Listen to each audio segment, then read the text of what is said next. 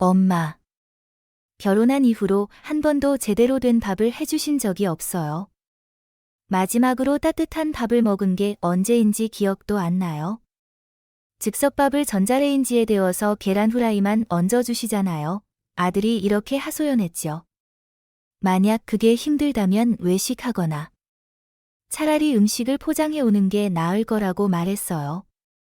밥 짓는 것, 전자레인지에 데우는 것, 그리고 계란 후라이를 하는 건 별로 어려운 일도 아닌데요. 그런데 며느리는 저에게 이혼하겠다고 해요. 엄마. 저는 정말 억울해서 이혼할 수 없어요. 부당하다고 말하시는 거예요? 여기가 정말 불공평한 사람은 바로 엄마예요. 즉석밥이요? 엄마가 아들을 그렇게 힘들게 키웠고 집도 다 내줬는데 그 아들이 간장밥을 먹어야 한다니요? 어떻게 며느리가 아들에게 밥에 간장만 비벼 먹으라고 할 수 있죠? 일하면서 밥조차 제대로 못 먹는 건 말이 안 돼요. 라고 말하고 싶었죠. 그런데 며느리는 차갑게 말했어요. 그럼 어머니, 그 소중한 아들을 집에 데려가서 직접 요리해 주세요. 뭐라고? 시어머니한테 그런 식으로 말해도 되는 거야? 밖에서 일하는 게 그렇게 중요하지 않다는 거야? 내가 먹고 마시고 쓰는 모든 돈이 다 아들 덕분이라는 거 몰라? 한 달 생활비만 해도 카드 지출이 200만 원이 넘어요. 그런데 엄마는 그 돈도 없어 할부로 신용카드를 쓰셨고 빚은 계속 늘고 있잖아요. 내가 단지 저녁 식사 때문에 이혼을 결정한 것 같아요. 그리고 이것이 바로 오늘 이야기의 주인공. 이미선 씨의 안타까운 사연입니다. 자녀의 이혼 경험이 있으신 분들은 이미선 씨에게 따뜻한 위로와 도움이 되는 댓글을 남겨주세요. 또한 좋아요와 구독, 알림 설정을 해주시면 최신 소식을 빠르게 받아보실 수 있습니다. 이제 오늘의 놀라운 이야기를 시작해 볼까요? 안녕하세요. 저는 이혼한 아들을 둔 62세 이미선입니다. 3년 전 며느리가 아들에게 계란 후라이와 간장밥만 먹였고 아들의 이혼을 도운 일에 저는 큰 충격을 받았습니다. 물론 그게 이혼을 결심하게 된 유일한 이유는 아니었어요. 훨씬 더 충격적이고 중요한 이유들이 있었죠. 그 일 이후 남편은 심하게 충격을 받아 쓰러졌고 의식을 되찾았지만 지금까지도 실어증을 앓고 있어 말을 할 수 없습니다. 아들 역시 큰 상처를 받아 서울에서 직장을 그만두고 저와 함께 살기 위해 부산으로 다시 이사했습니다. 그렇게 행복했던 우리 가족은 며느리로 인해 완전히 무너졌습니다. 지금은 멀어진 사이가 되어버린 며느리지만 처음엔 굉장히 당당하고 자신감 넘치는 사람이었어요. 내 아들과 며느리는 내가 소유한 집에서 결혼 생활을 시작했죠. 그런데 며느리는 이 집에서 사는 걸 전혀 고마워하지 않는 것 같았습니다. 시어머니 집에 산다는 것에 감사하기는커녕 마치 집이 자기 것인 것처럼 행동하기 시작했어요. 그리고 내 아들에게 집을 자기 이름으로 바꾸라고 압박했죠. 여보, 우리 이제 결혼했잖아요. 집을 우리 이름으로 바꾸면 안 될까요? 엄마가 계속 내 집이라고 말씀하실 때마다 마음이 너무 불편해요. 그냥 우리 집이라고 부르면 안 돼요? 나뿐만 아니라 엄마도 그런 말을 듣고 불편해하실 거예요. 마치 우리가 부모님 집에 얹혀 사는 것처럼 느껴진다니까요. 그런데 내 아들은 며느리의 요구에 대해 여전히 아무런 반응을 보이지 않고 있었어요. 며느리가 집 소유권 이전 문제를 거론할 때마다 아들은 늘 그녀를 달래며 부드럽게 말을 건넸습니다. 그래. 너와 엄마가 불편함을 느꼈을 수도 있다는 걸 알아. 엄마한테 이제부터 그 집을 우리 집이라고 부르라고 전해줄게. 그렇지만 소유권을 넘기지 않아도 이 집은 여전히 우리 집이야. 어차피 나는 외동딸이고 결국 이 집은 내 것이 될 테니 너무 걱정하지 마. 우리 결혼하고 나서 경제적으로 어려운 적도 없었고 생활비에 대해 불평한 적도 없잖아. 우리가 돈 걱정 없이 지금처럼 행복하게 살 수 있도록 계속 생각할게. 그러나 며느리는 위로받기는커녕 갑자기 태도를 바꾸어 아들에게 따지듯 말했습니다. 당신은 도대체 무슨 생각을 하고 있는 거야? 내가 이 집에 한 푼도 보태지 않았다고 생각해서 물어볼 자격이 없다는 거야? 이혼이라도 하게 되면 나랑 이 집을 나누고 싶지 않아서 소유권을 우리 이름으로 옮기지 않으려는 거잖아? 그리고 돈 얘기 나온 김에 말인데. 이 집은 우리 부모님이 물려주신 집인데. 당신은 결혼할 때 뭘 준비했어? 나 홀레복에 500만 원 썼는데도 당신은 아무것도 안 했잖아. 아들은 당황하며 진정시켰습니다. 여보. 화내지 마. 그런 뜻이 아니었어. 이혼을 생각한 적도 없고. 그냥 내 이름으로 집을 등록하면 세금을 더 내야 할까 봐 그런 거야. 불필요한 일에 돈 쓰기 싫었을 뿐이야. 나중에 부모님이 우리한테 집을 주시면 그때 걱정할 일도 없어져. 그러자 며느리는 불만 가득한 목소리로 대꾸했습니다. 난 아이 낳고 키운 뒤에 학교에 보내서 직장에 다닐 생각이었어. 하지만 당신이 그런 식으로 행동하면 나는 집에서 주부로만 살아야겠지. 집 한 채도 없는 마당에 내가 왜 나가서 돈을 벌겠어? 당신이 다 알아서 해주고 난 아이들만 돌보게 해준다면? 일을 안 해도 상관없지. 오히려 나한테는 더 좋은 일이야. 하지만 나중에 마음 바꾸지 마. 그 당시 아들은 며느리의 말이 일시적인 감정 표현이라고 생각했습니다. 신혼 첫 해에 아이를 낳고 6년이 지난 지금도 며느리는 전업주부로 지내고 있습니다. 우리는 손자가 성장할 때까지 일을 강요한 적이 없었고, 친구들이 며느리가 일하냐고 물을 때마다 아이 돌보는 것만으로도 충분히 힘들다고 대답했어요. 하지만 최근 손자가 유치원에 들어가면서 상황이 바뀌었습니다. 며느리는 홈스쿨링에 피아노, 그림, 태권도 레슨까지 잔뜩 등록시켜 걱정이 커지고 있습니다.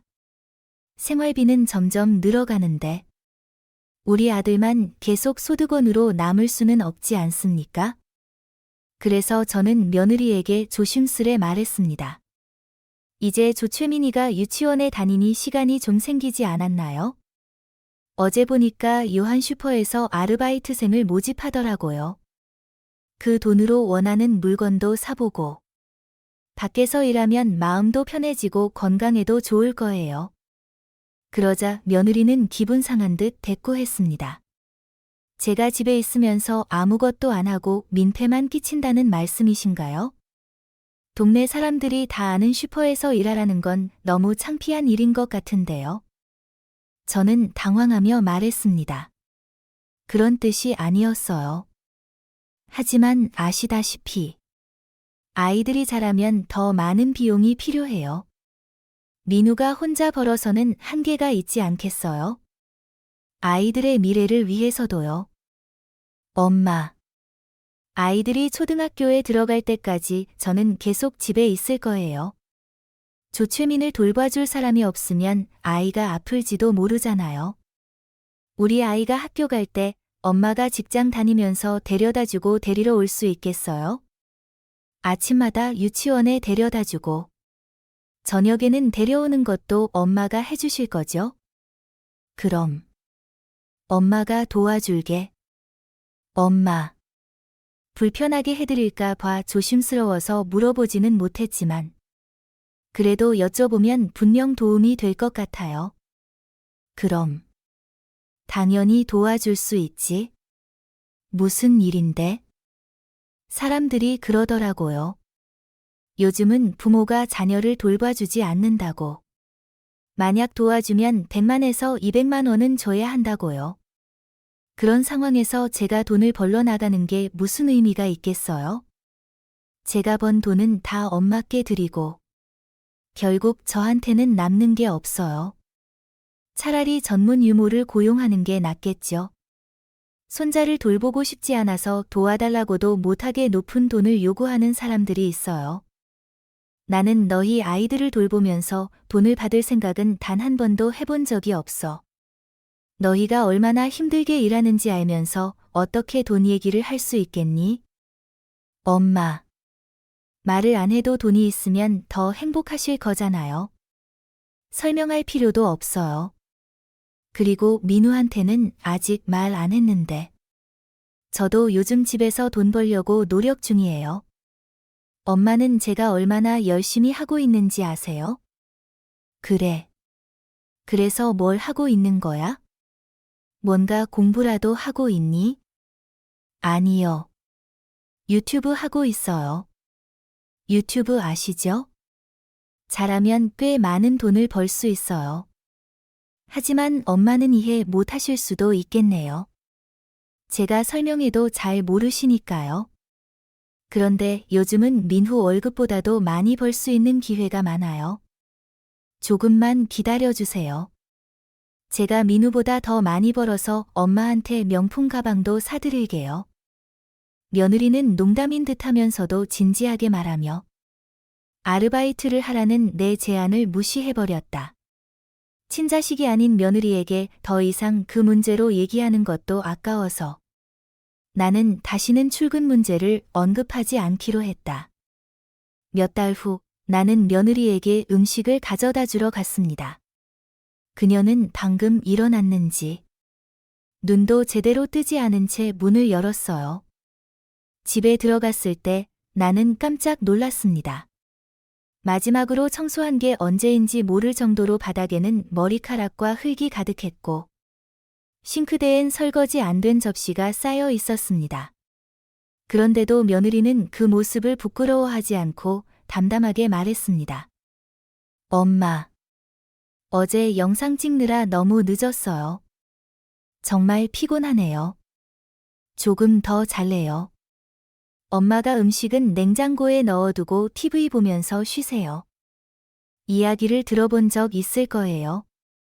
시어머니가 며느리에게 음식을 준비해주고 몰래 돈 봉투까지 넣었는데 며느리가 그걸 휴게소 쓰레기통에 버렸다는 소문 말이죠. 저는 며느리에게 음식을 억지로 먹게 하려는 게 아니에요. 하지만 며느리가 먹지 않아도 아들만큼은 제대로 챙겨 먹게 해주고 싶습니다. 그게 엄마 마음이니까요. 그러면 야채나 생선처럼 조금만 가져갈게요. 민우는 그런 걸 좋아해요. 민우가 좋아한다고요? 내가 야채 요리를 할 때는 거의 손도 대지 않던데. 민우는 야채나 생선보다는 고기만 먹으려고 해요. 아니요. 우리 집에선 아주 잘 먹어요. 어쩌면 제가 만드는 음식이랑 엄마 음식 맛이 조금 다른 걸지도 모르죠. 그럴 리가. 민우는 내 음식보다 내가 만든 게 더 맛있다고 했어. 입맛이 어린아이 같아서 간장에 계란 후라이가 제일 좋다고 하더라. 그래서 애들이랑 같이 요리하기도 참 편해. 민우가 퇴근하고 집에 오면 즉석밥에 계란 후라이를 얹고 간장 한 숟가락 뿌리면 끝이에요. 간편하죠. 뭐라고? 내 아들에게 하루 종일 따뜻한 음식 한 번 해주지 않는다고? 나는 깜짝 놀라며 물었습니다. 아니요. 어머니. 그렇게 하다 보면 오히려 잔소리만 듣게 될 거예요. 필요한 때는 잘 챙겨 먹고 있어요.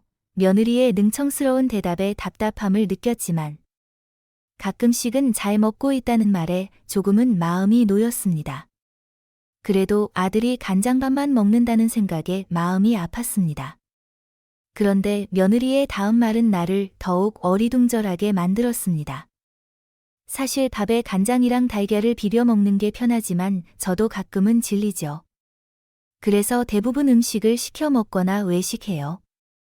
그게 우리가 먹는 방식이에요. 아니, 방금 잘 먹을 때도 있다고 하지 않았나요? 지금 물가가 얼마나 비싼데 외식할 때마다 50만 원, 60만 원씩 쓰는 게 부담되지 않나요? 집에서 요리하면 돈도 아끼고 더 건강할 텐데. 물론 외식비가 많이 들긴 하지만 상한 음식 버리는 돈이랑 비슷해요. 우리는 번갈아 하루는 시켜 먹고 하루는 외식해요. 덕분에 다양한 음식을 맛볼 수 있어서 좋아요. 어머니. 그래도 집에서 요리하는 게 훨씬 저렴하고 건강에도 좋아. 내가 음식을 좀 더 준비해 줄게. 주시는 건 감사하지만 다 못 먹고 버리게 될 수도 있어요. 그건 아시죠? 나는 며느리의 말을 믿을 수 없었습니다. 넌 아무 돈도 벌지 않으면서 민우 돈만 써서 그렇게 뚱뚱해진 거구나라는 말이 목 끝까지 차올랐지만 겨우 참아냈습니다. 아들은 결혼 전까지만 해도 늘 정상 체중을 유지했는데 패스트푸드 때문인지 결혼 후 급격히 살이 찐 것이 눈에 보였습니다. 이제는 살이 적당히 찐 정도가 아니라 어린 시절 70kg도 안 되던 아이가 100kg 가까이 나가는 심각한 비만 상태가 됐습니다. 아들의 건강이 걱정되고 그 원인이 며느리 때문이라고 생각하니 분노가 치밀어 올랐습니다. 게다가 집은 엉망이었고 더 이상 참을 수가 없었습니다. 눈앞에 파리가 날아다니는 것을 보고는 바로 청소를 시작했습니다. 냉장고를 열어보니 배달 음식을 시켜 먹고 남긴 것들이 가득했고 내가 준 음식들은 곰팡이가 피어 알아볼 수 없을 정도였습니다. 컴퓨터 책상 위에도 음식 상자가 쌓여 있었고 며느리는 그 장면을 먹방 촬영을 위한 것이라고 태연히 말했습니다. 청소를 마치고 쓰레기 봉투를 묶으려는데 피이맥 상자가 눈에 띄었습니다. 궁금한 마음에 열어보니 같은 상자가 2개 더 있었습니다. 예전에 둘째 계획을 물어보려 했던 적이 있었는데 그 상자들이 이미 대답을 대신해주고 있었습니다. 돌이켜 생각해보니 아이를 갖는 문제는 부부 사이의 사적인 일이니 내가 물어보지 않은 게 다행이라는 생각도 들었습니다. 몇 달 후 아들로부터 전화가 걸려왔습니다. 엄마, 저희에게 좋은 소식이 있어요. 둘째 아이가 태어났습니다. 오늘 저녁에 함께 축하하려고 식사 자리에 초대할게요. 아들이 예약한 식당에 도착했을 때 들뜬 민우와는 달리 며느리의 표정은 좋지 않았습니다. 아마 임신 중이라 몸 상태도 좋지 않고 입맛도 없을 것 같았습니다. 둘째가 딸이라는 소식을 들었을 때 우리 가족 모두는 정말 기뻤습니다. 첫째 손자도 귀엽지만 딸을 키워본 적이 없는 남편과 나는 손녀의 사랑스러움을 더욱 기대하게 되었습니다. 제 조카는 너무 귀엽고 사랑스럽습니다. 남편과 저는 아들만 키워왔기에 딸이 자라면서 얼마나 더 사랑스러워질지 기대가 돼요. 그리고 무엇보다도 제 아들이 정말 너무 행복해 보여요. 저는 늘 딸을 갖는 꿈을 꿨었지만 아들이 이렇게 행복한 모습을 본 적이 없으니 그게 더 큰 기쁨이죠. 둘째 손녀가 태어난 날 우리 가족은 기쁨으로 가득했습니다. 그런데 한 가지 이상한 점이 있었어요. 손녀의 얼굴을 보면 아들, 며느리와 닮은 데가 전혀 없다는 것이었죠. 참 신기했어요. 보통 아이들이 조부모나 부모님을 닮기도 한다고들 하지만 제 손녀는 우리 가족과도 시댁 식구들과도 전혀 닮지 않았어요. 맙서사. 아기가 이제 막 태어난 지 얼마 안 됐는데 부종이 아직 남아있네요. 조금만 더 기다리면 부모님을 닮은 모습이 나타날 거예요. 제가 무심코 이런 말을 하자 며느리는 불쾌한 듯한 목소리로 말했습니다. 할머니, 너무 성급하시네요. 저는 당황하며 말했죠. 그냥 궁금해서 그런 거야. 누구를 닮았을까 해서. 하지만 며느리는 불편한 기색을 감추지 못하고 말했습니다. 엄마, 꼭 특정한 사람처럼 보여야 하나요? 아기는 부모를 반반씩 닮는 경우가 많아서 서로의 뚜렷한 유사점을 찾기 어려운 게 정상이에요. 굳이 누굴 닮았나 계속 찾지 않으셨으면 좋겠어요. 알았어. 미안해. 그냥 기다려보자. 저는 억지로 대화를 마무리 지었습니다. 시간이 지나 손녀가 걷기 시작하고 할머니, 엄마, 같은 옹알이를 할 때마다 점점 더 사랑스럽게 느껴졌습니다. 아들이 너무 보고 싶어서 매일 만나고 싶어질 정도였어요. 하지만 조카가 아무리 사랑스러워도 마음 한편에선 여전히 의심이 생겼습니다. 그 아이가 2살이 넘었을 때에도 가족 중 누구와도 비슷한 점을 찾아볼 수 없었기 때문입니다. 울부짖는 새 이야기를 들어보셨나요? 아내가 남편의 아이가 아닌 다른 남자의 아이를 낳았다는 내용이죠. 요즘 뉴스에서도 그런 이야기가 자주 나오더라고요. 그래서 친자 확인 검사는 아이가 태어나자마자 바로 해야 한다는 말도 많고요. 이런 이야기를 너무 많이 듣다 보니 저도 걱정이 되기 시작했어요. 며칠 동안 그 생각이 머릿속에서 떠나지 않았고, 결국 아들과 조심스럽게 이야기를 꺼내보기로 했습니다. 민우야. 요성이는 건강하게 잘 자라고 있니? 네, 엄마. 아기는 아주 건강하고 점점 더 장난꾸러기처럼 변해요. 무슨 일이세요? 아기 보고 싶으세요? 아, 별 뜻은 없는데 나한테 화내지 마. 솔직히 말하면 요성이가 너랑 별로 닮지 않은 것 같아. 인터넷에서 본 기사들 때문에 혈통을 확인해야 한다는 생각이 들어서. 하지만 아내한테는 절대 말하지 마. 아들은 한숨을 쉬며 대답했습니다. 또 그런 얘기세요? 알았어요. 제가 알아서 할 테니까 엄마는 신경 쓰지 마세요. 아내에게는 절대 말씀하지 마세요. 아들과 이야기를 나눈 뒤로 조금 마음이 편해졌습니다. 그런데 2주 후 아들로부터 전화가 왔어요. 엄마.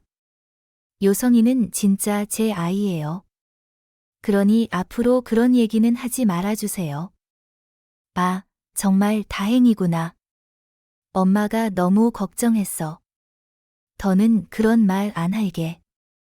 기쁜 마음이 들었지만 아들의 목소리에는 무거운 슬픔이 느껴졌습니다. 그가 얼마나 스트레스를 받았을지 상상이 가면서도 진실을 알게 되어 한시름 놓았습니다. 그 후로도 나는 손녀를 계속 돌보며 일상은 잠잠하게 흘러갔습니다. 하지만 시간이 지나 손녀가 유치원에 갈 무렵 며느리가 또 한 번 나에게 충격적인 부탁을 했습니다. 엄마, 아빠, 제가 첫 아이를 낳았을 때 아무것도 주신 게 없어요. 다른 가족들은 며느리가 출산하면 차를 사주거나 최소 1,000만 원 이상은 주더라고요. 저한테는 그런 거 안 해주실 거예요? 엄마, 제가 뭘 해드리면 좋을까요?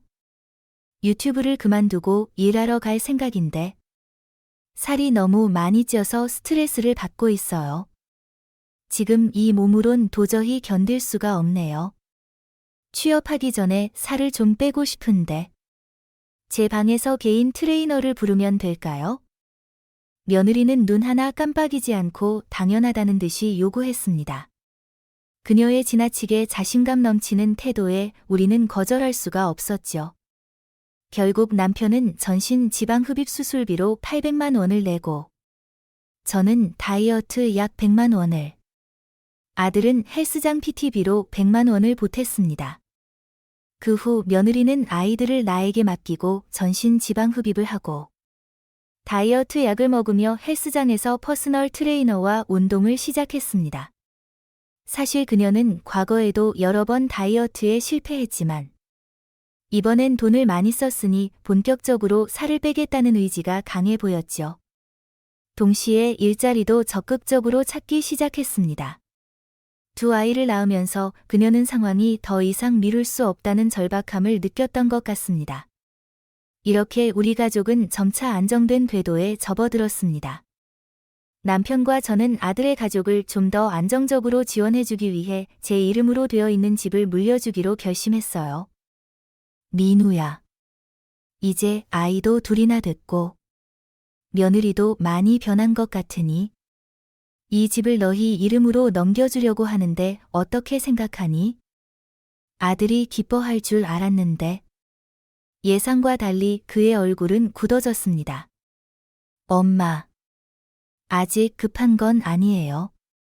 조금 더 생각해 보세요. 나는 아들의 뜻밖의 반응에 살짝 당황했지만 결국 알았어. 조금 더 생각해 볼게 라고 대답할 수밖에 없었습니다.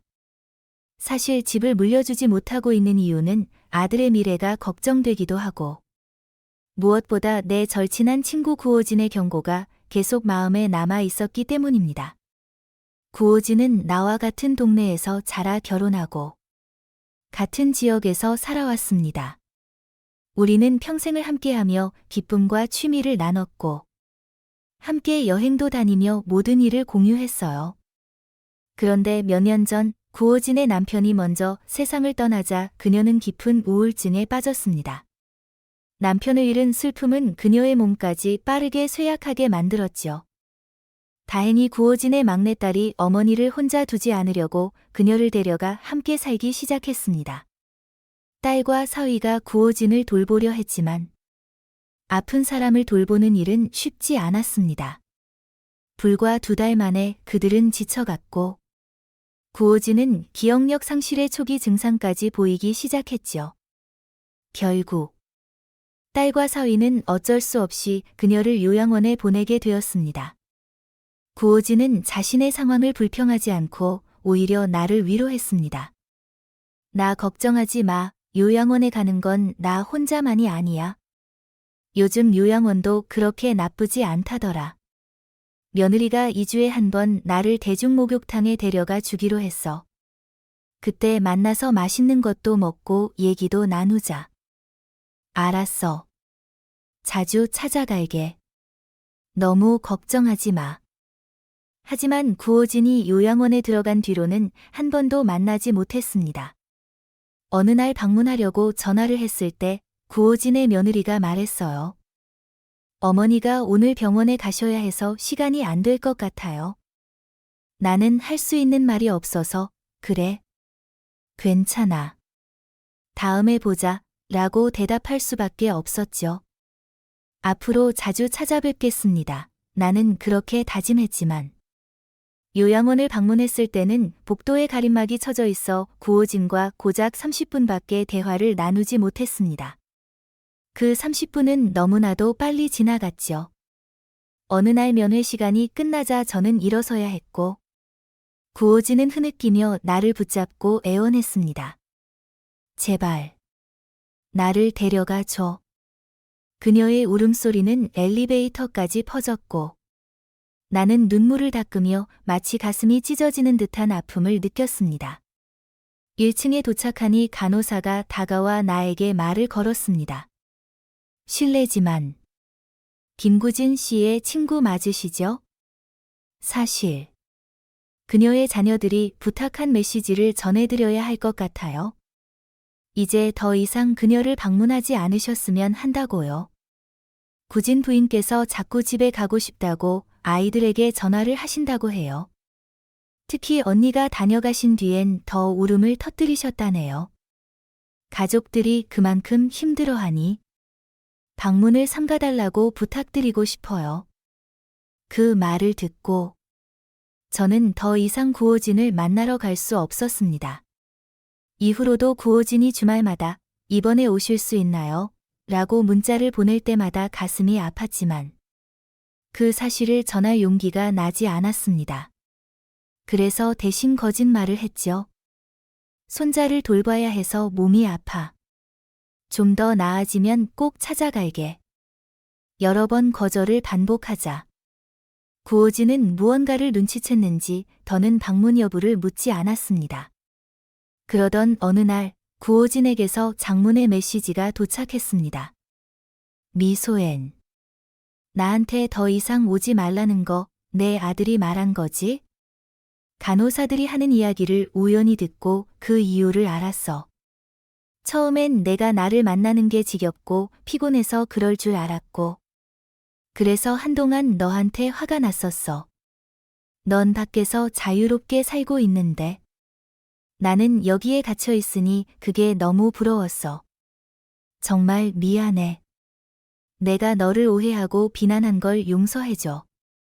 내가 유일하게 나를 찾아주던 사람이었는데. 정말 죄송해. 그리고 내가 했던 말 꼭 기억해. 죽기 전에 절대 자산을 자녀에게 양도하지 마. 절대 그렇게 하지 마. 그 메시지를 마지막으로. 나는 구호진의 소식을 더 이상 들을 수 없었습니다. 여러 차례 전화를 걸고 문자도 보냈지만 답장은 오지 않았습니다. 그러다 1년 후 구호진의 번호로부터 문자 하나가 왔습니다. 설레는 마음으로 열어보았지만 그 안에는 친구의 소식이 아닌 그녀의 장례식 안내문이 적혀 있었습니다. 2019년 어느 날 구호진은 홀로 세상을 떠났습니다. 장례식장에서 저는 구호진의 영정 앞에 고개를 숙이며 그녀의 아들과 며느리를 바라봤습니다. 그 순간 내 마음은 복잡한 감정으로 뒤섞였습니다. 일부는 분노였고, 일부는 그들이 겪었을 어려움에 대한 동정심이었습니다. 집으로 돌아오는 길에 나는 구호진의 마지막 조언을 곱씹으며 마음에 새겼습니다. 이 경험이 나를 망설이게 했죠. 그 때문에 나는 집을 아들에게 물려주고 싶지 않았습니다. 하지만 결국 집을 물려주기로 마음먹고 난 후부터 나는 구호진에 대한 꿈을 꾸기 시작했습니다. 처음에는 그저 그녀가 그리워서 그런 줄 알았어요. 꿈속에서 내가 구호진이라고 외치자 그녀는 너무나도 기뻐하며 화난 듯한 표정으로 나를 보더니 내 손을 꼭 붙잡았습니다. 구호진이 꿈속에서 계속 안 돼, 안 돼 라고 외치는 바람에 나는 매번 잠에서 깨며 베개가 땀에 흠뻑 젖을 정도로 불안했다. 왜 그런 꿈을 꿨는지 모르겠지만 그 꿈 때문에 한동안 불안한 마음을 떨쳐내지 못하고 살았다. 시간이 지나면서 그 꿈도 조금씩 잊혀졌고 며느리는 취업을 하겠다고 말했으나 번번이 실패했다. 면접을 본다고 할 때마다 아이들을 나에게 맡겼고 면접이 많다는 이유로 늦게까지 아이들을 데리러 오지 않았다. 면접이 밤늦게까지 이어질 수 있는 건지 의문이 들기 시작했다. 아이들에게 저녁을 먹이고 나서야 아들이 아이들을 데리러 왔다.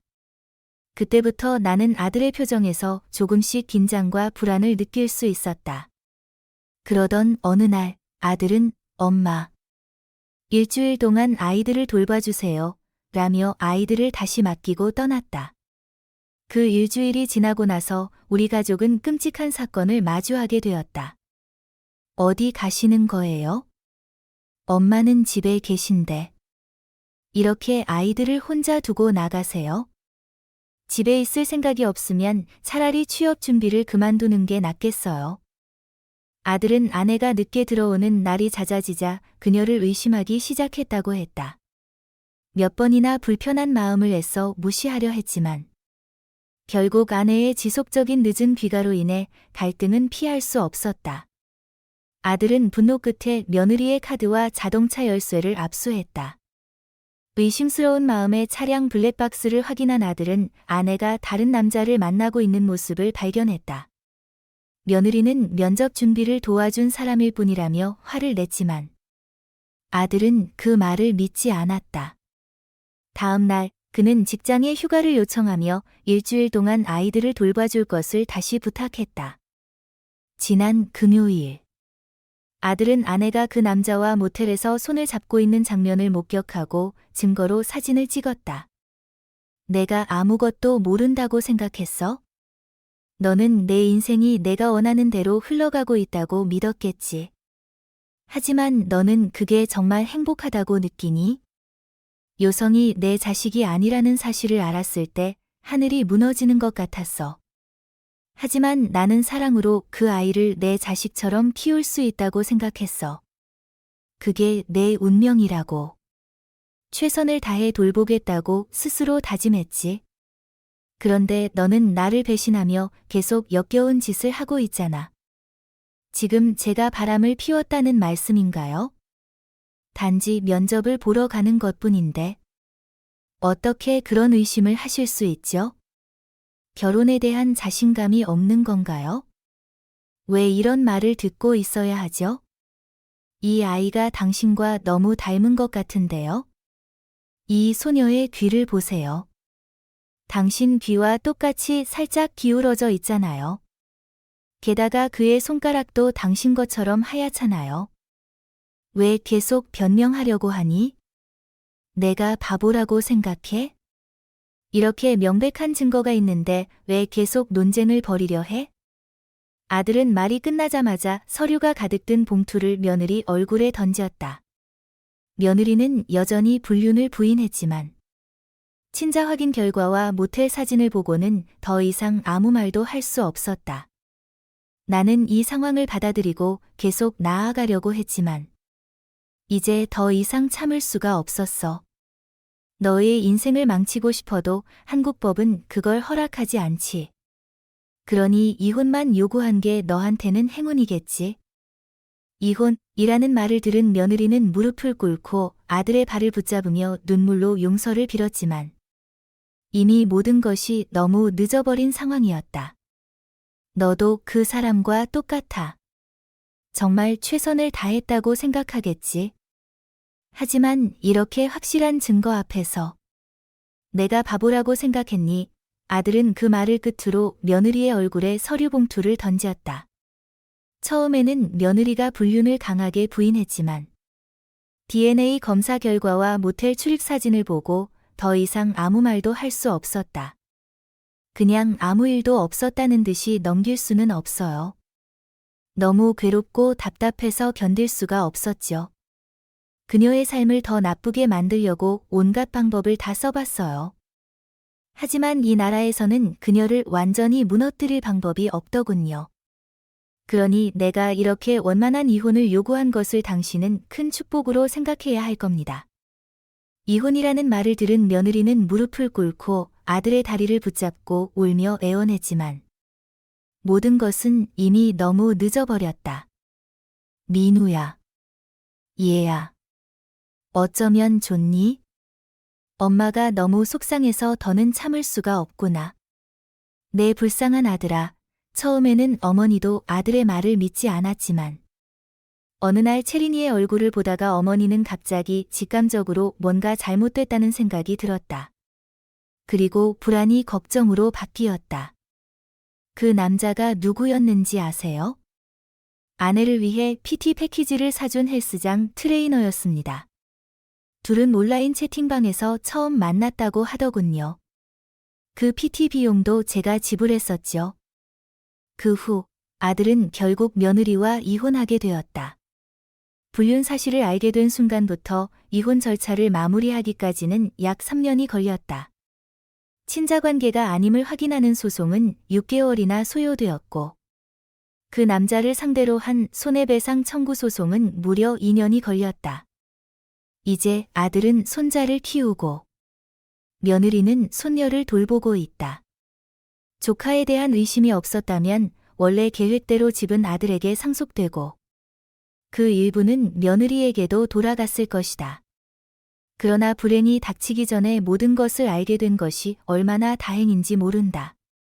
어쩌면 꿈속에서 구호진이 나를 말리려 했던 것도 이런 일이 벌어질 것을 알고 있었기 때문일지도 모른다.